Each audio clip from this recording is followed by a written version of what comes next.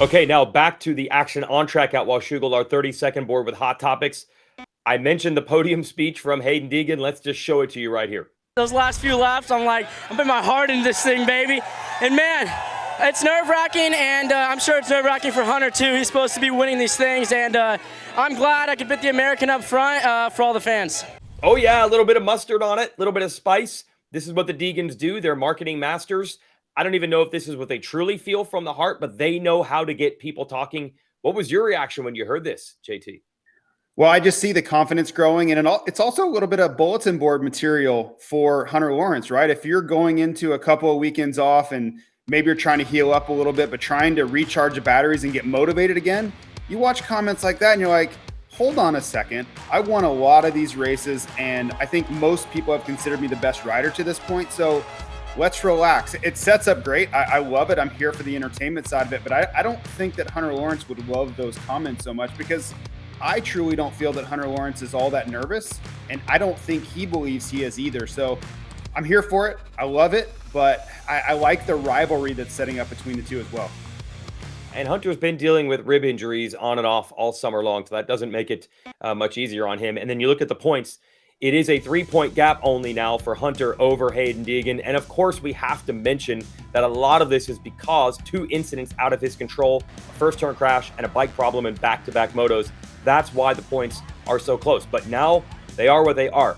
And Justin Cooper is gaining tiny bits, 1 point per weekend, essentially. At one point, he was 21 down, then 20, now 19. He's not quite out of it. But if Justin Cooper, he keeps saying he's just got to win a darn race. He has not won a race in this series since 2021. That's order number 1, to be the best guy and then let the points play out. As far as points are concerned, Austin Forkner came back from injury at our last race.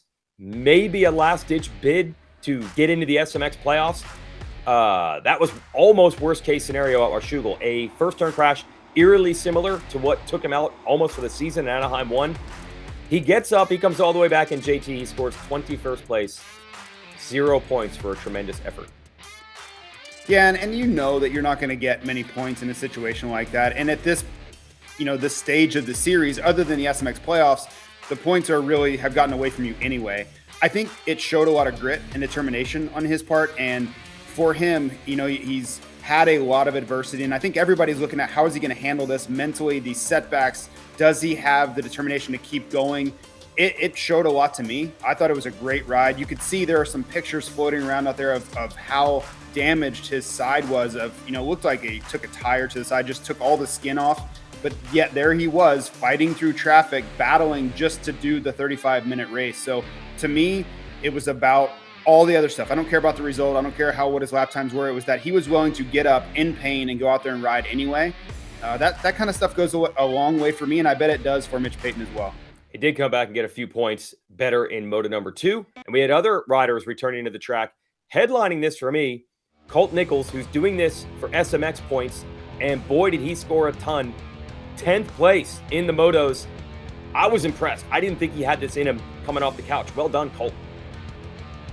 Yeah, it was great. He showed up on a borrowed Kawasaki SR450 and really proved that he still has the ability to run with these guys. And remember, he was on factory Honda HRC in Supercross, so it's not like he hasn't raced all year. It's not like he hasn't been competitive, but we also haven't seen him have to race for 70 full minutes under a blazing hot sun either. So I was just as impressed as you were. I was wondering how, just kind of last minute effort would play out. He doesn't have extra parts. He doesn't have, an air-conditioned semi to go into to rest in between motos, but I really couldn't see any issues there. I thought it was a great performance. I think it sets him up nicely. He picked up 20 some odd points towards his SMX playoff effort.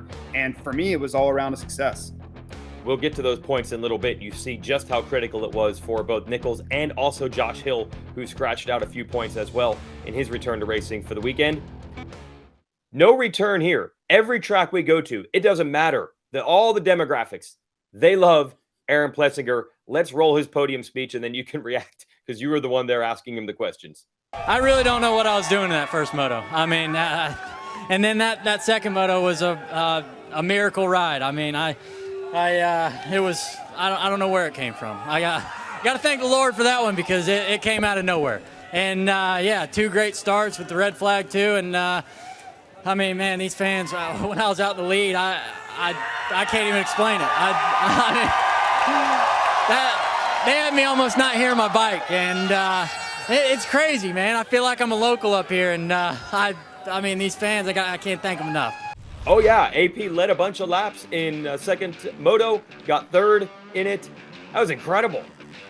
Yeah, he is the best podium interview in motocross. I don't care what continent you're on or what series you're in. There is nothing better than him, and I think he's trying to figure out what to say, and it just explodes. The emotion and the enthusiasm just is oozing out of him.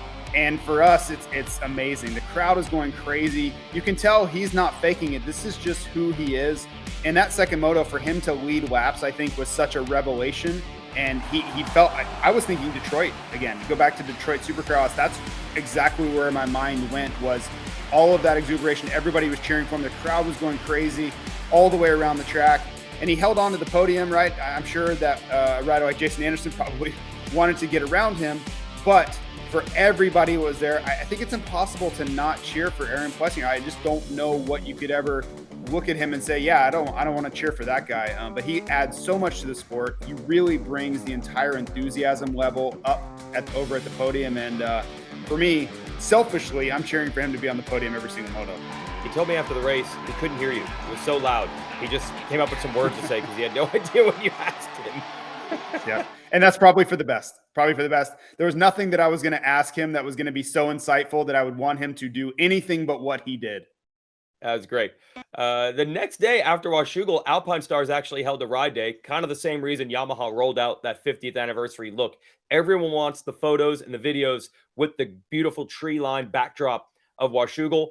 But what we did not expect at the Alpine Stars ride day, we knew the Lawrence brothers and Chase Sexton and other riders would be there. Eli Tomac showed up. Eli Tomac, first sighting. This is like Bigfoot, Sasquatch coming out of the woods there. And we got a brief update from him. Sunday, we're out here at Washougal, checking out all the new Alpine Star gear. Everything's looking sweet.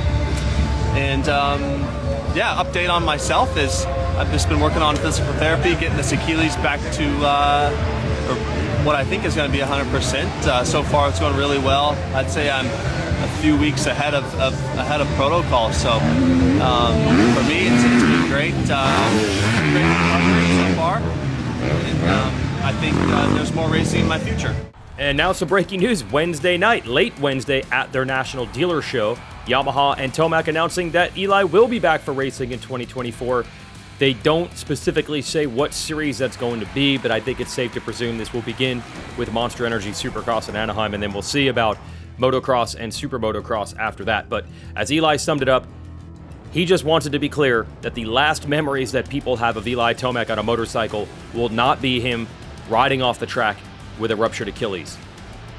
He brings so much to the sport, and you just start salivating about the next year of the Jett Lawrence, Chase Sexton, Eli Tomac, and whoever else wants to show up and get in the mix. Those battles could be all time.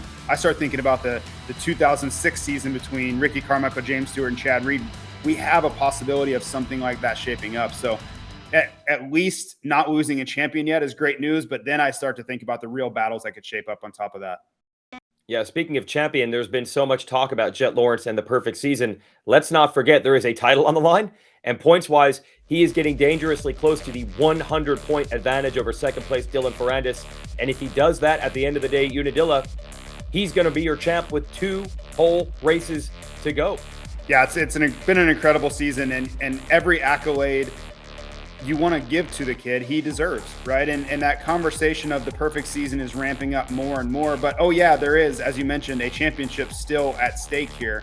But what a statement that would be to wrap this thing up at Unadilla. I don't, the schedule's different. We have 11 races versus 12. But I would love for someone like Quentin Fowler to tell me, has a championship ever been wrapped up at Unadilla before? That would probably be a first. That's something we'll have to preview going into that one. Let's wrap this up. We have 2 weekends and 3 weeks off. As we mentioned, everybody will be busy down at the Redlands in this sport. We're back August 12th for Unadilla. And the big part there is we have an NBC show live on the air for the second motos. That'll start at 3 o'clock Eastern for 2 straight hours. If you want to watch the whole thing, of course, Peacock Super Motocross Video Pass. Hi folks, Lee Diffie from NBC Sports here. If you truly enjoyed what you just watched, You can get more news, interviews, and highlights by subscribing to the Motorsports on NBC YouTube page. You can get it all, so go for it.